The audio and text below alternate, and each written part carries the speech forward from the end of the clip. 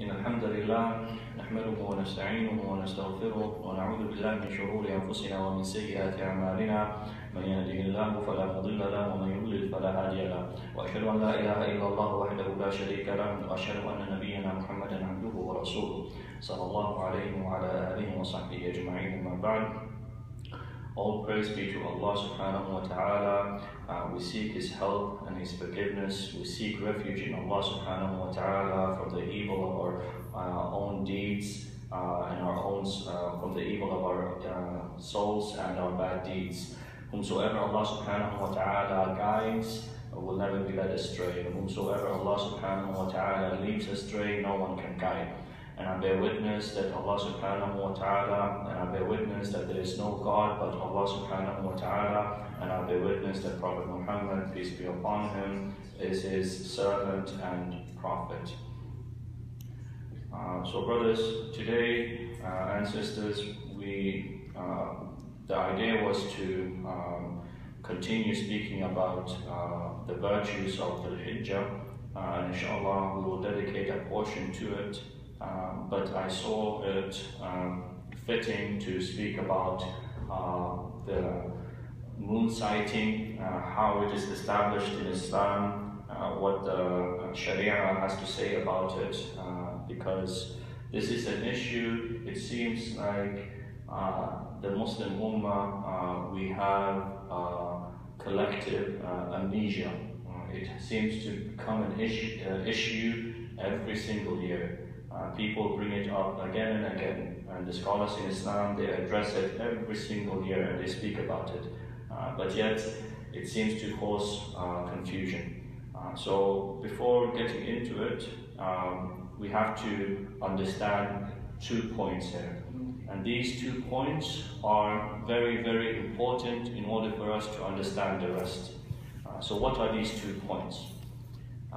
The first point is that Islamically, both global sighting and local sighting have evidence. Both global sighting and local sighting have evidence. And by local sighting and global sighting, I mean for the local sighting, for people to go out and look and see the new moon with their own eyes. The same way that the Prophet ﷺ used to do. And global sighting, meaning that if the new moon is sighted anywhere in the world, this is accepted. And scholars in Islam, they argue for both of them. And both of these are valid amongst the Ahlul Ilm, amongst the scholars in Islam. So this is the first point. The second point is that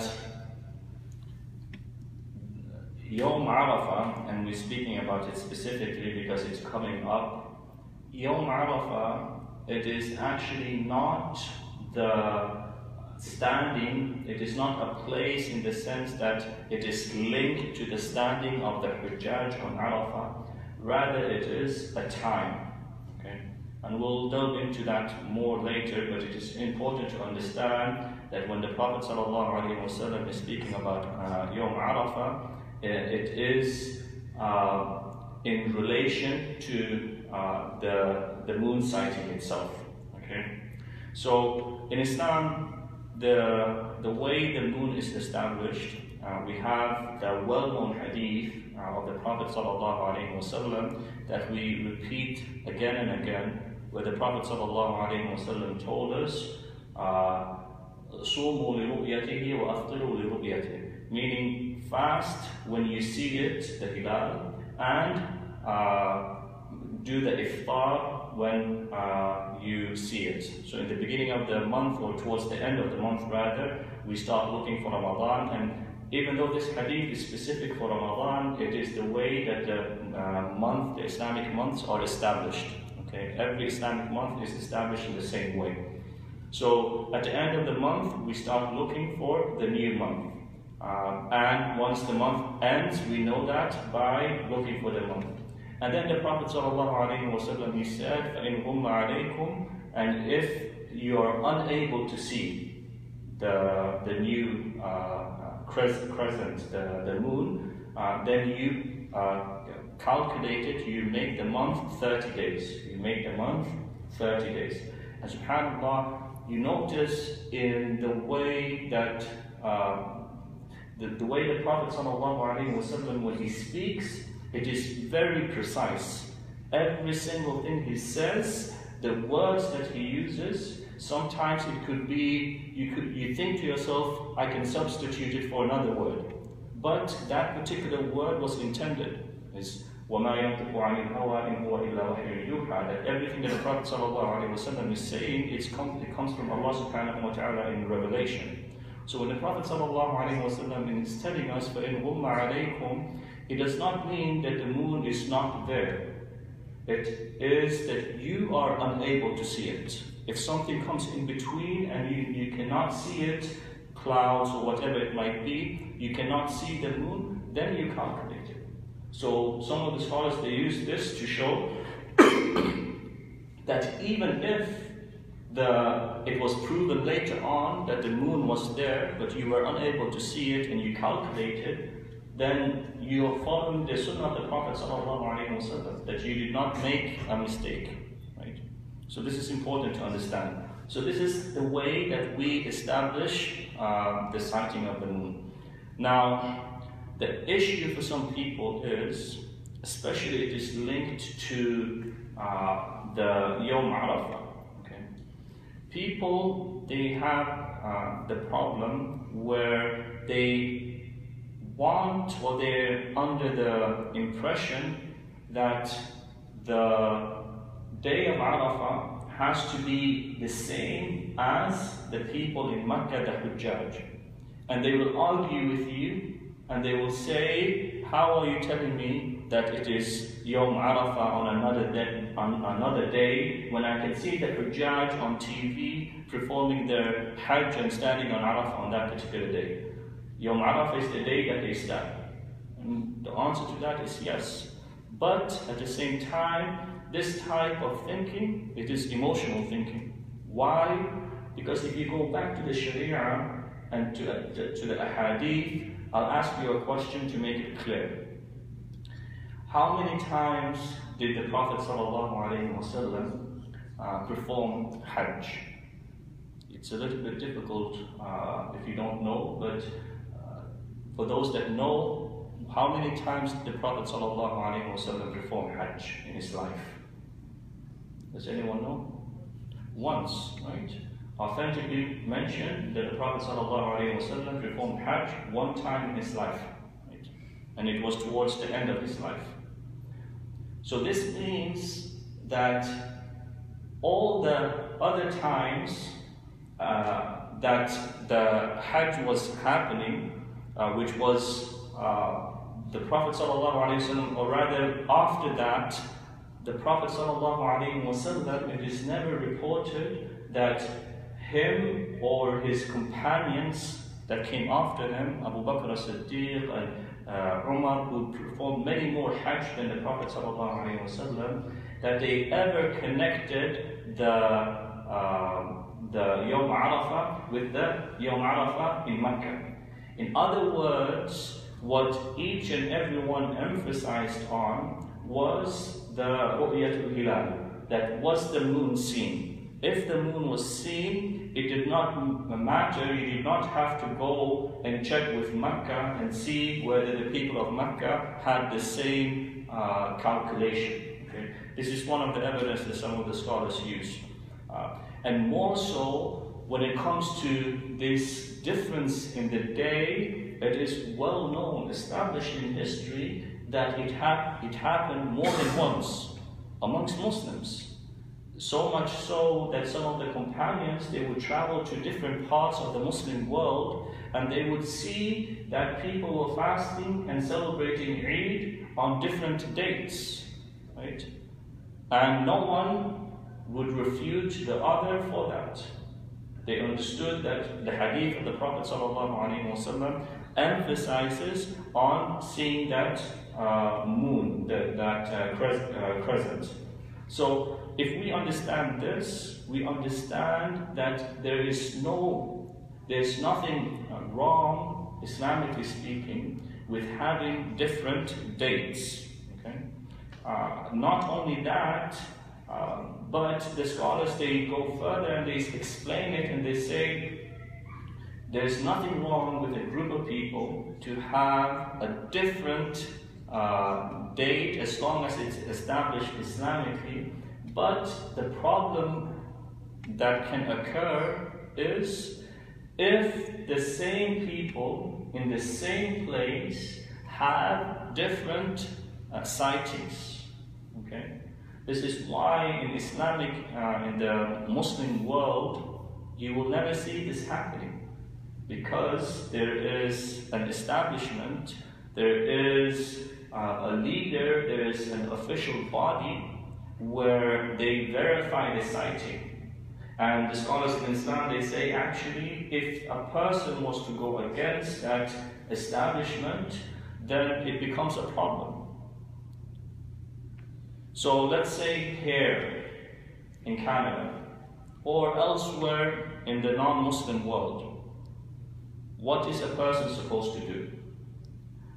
The scholars in Islam, they say, when it comes to the sighting of the moon, people, the Muslim minorities, they have a choice to make.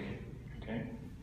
Because in the beginning, remember I said that both local and global sightings are acceptable. Some of the ulama, they say global sightings are okay, others they say local sightings are okay. So you have evidence for both. So they say now the Muslims, they have a choice. But the choice that is made needs to be a unified choice.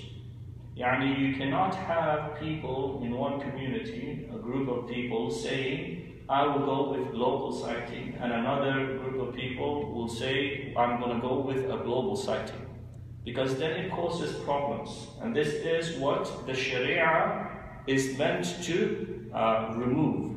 This ikhtilaf, or this tafarruq, the division that happens because of that. Okay? So let's say, for argument's sake, a group of people, they go with local sighting, and another group goes with global sighting. Okay, hypothetically. Now, which one should a person follow? There's two ways of approaching the matter. The first way is to look at the jama'ah, the majority, the Muslim body, which opinion have they followed? But that itself, by itself, is not sufficient. Yani what I'm trying to say is, you don't say that I'm going to follow the jama'ah if one option is wrong and the other one is right.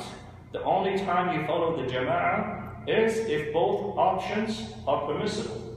If both options are permissible, then you follow the jama'ah.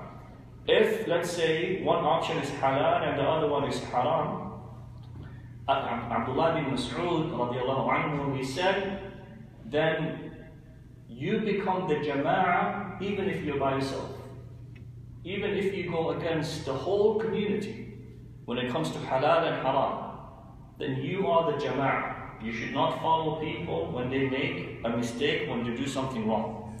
But now we have the issue of both these rulings being permissible. They both have support from the major scholars in Islam.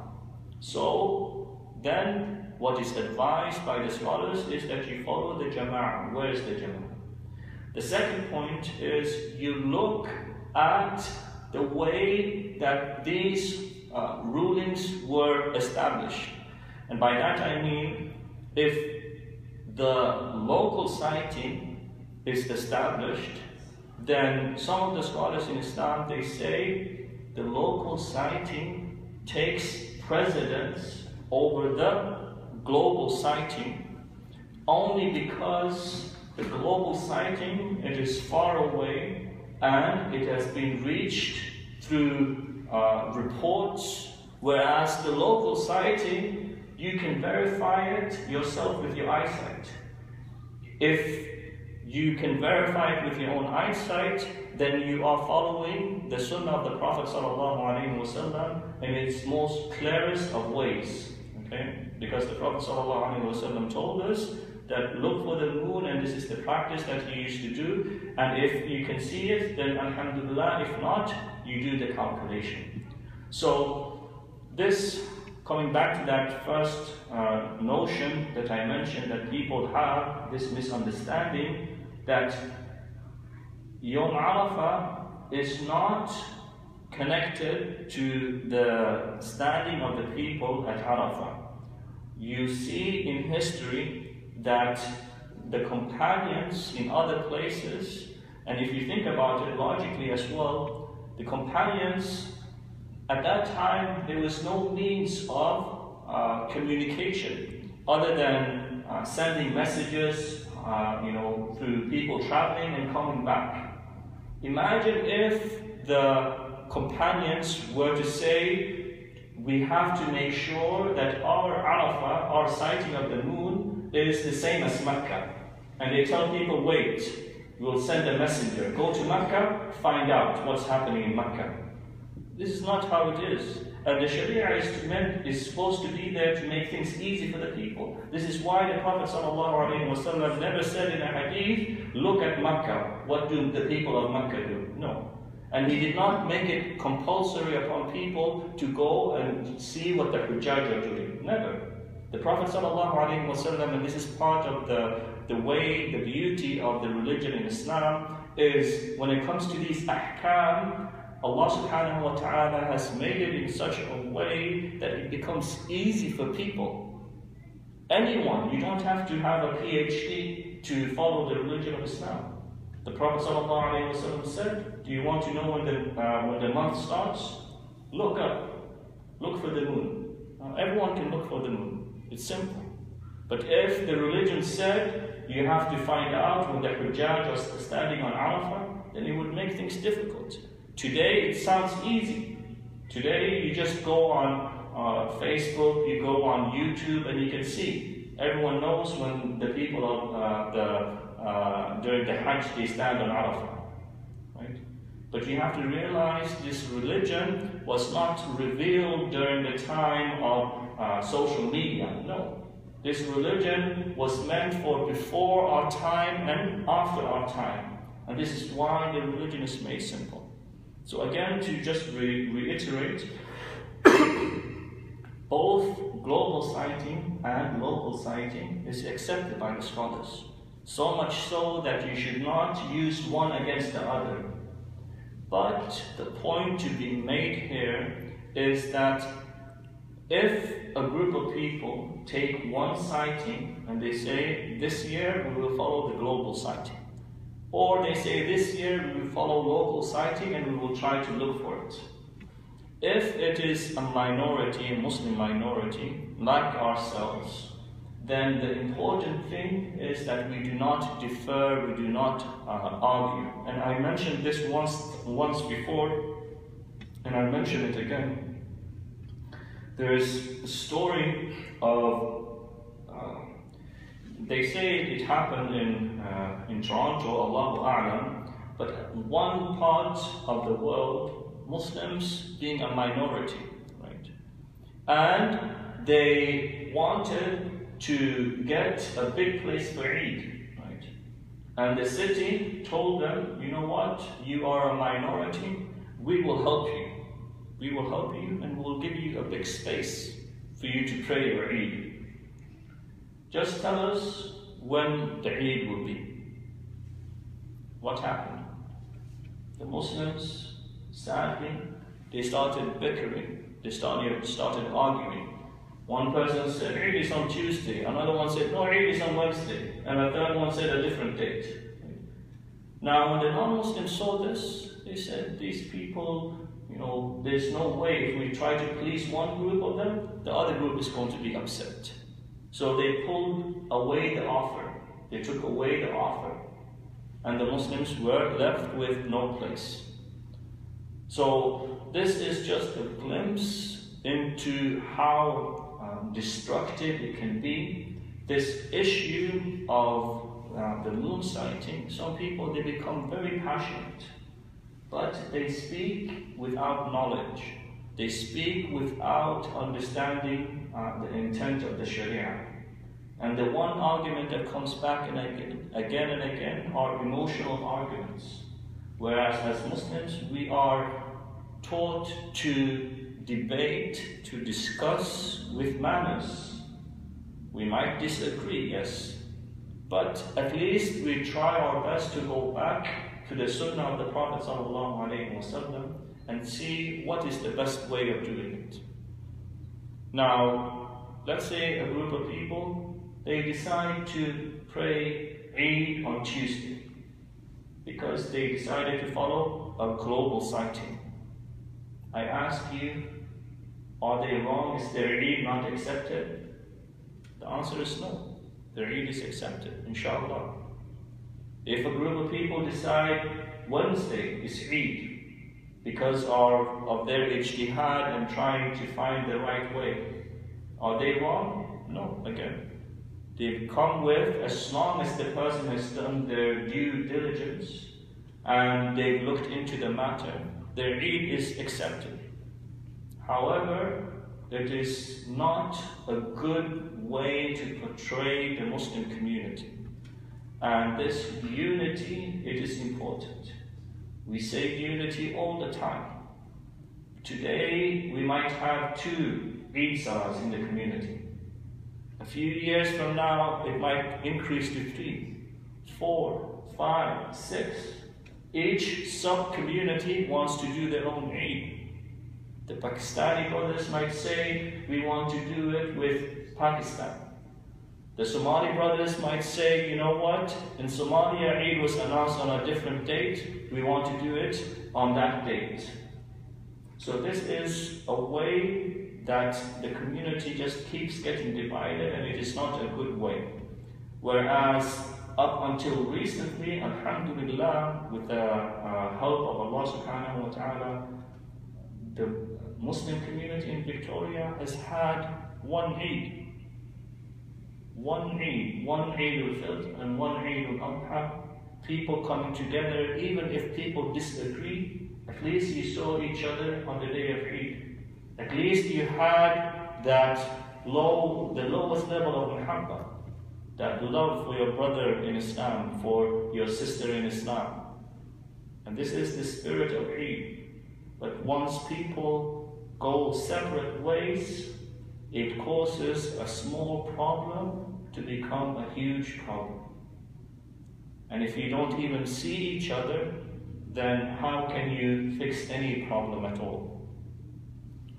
So I spent a little bit longer than I was intending on this particular topic, but I hope that I did justice trying to explain the reason why there is a difference in terms of the date and the advice when it comes to, for a Muslim, what to do. Just to conclude, I wish to add and say my sincere advice to Muslims is that for those of you that are celebrating Eid on Wednesday, you should fast on the 9th day, which if Eid is on Wednesday, that means that it is Tuesday. Okay, so you fast according to the time that you are in. So you would fast Yawm Arafah on Tuesday. And it does not affect you that in Makkah they have their Eid, because every group of people, they have their own Eid. If it's possible for all Muslims around the world to have Eid on the same day, alhamdulillah, but it's not a condition. It's never been a condition. Now people are trying to make it a condition because of social media and people looking elsewhere and being aware of it, but Islamically speaking, it's not a condition, as long as one group of people are united. So people who are having their Eid on Wednesday, make sure that you fast on Tuesday, which is the 9th, Yawm Arafah. And also I would highly recommend that you fast on Monday, that Monday that comes before the Tuesday. It is a Monday, it is one of the days that the Prophet ﷺ would fast. And if you are in any doubt, then inshallah this Monday will be the same day as Yawm Arafah in Mecca. But again, it's not a condition. So that is my advice to the community. And on top of that, if you can fast as much as possible, the more you fast these 10 days, the better it is. And the more reward that you get from Allah subhanahu wa ta'ala. So inshallah with that, we will conclude. If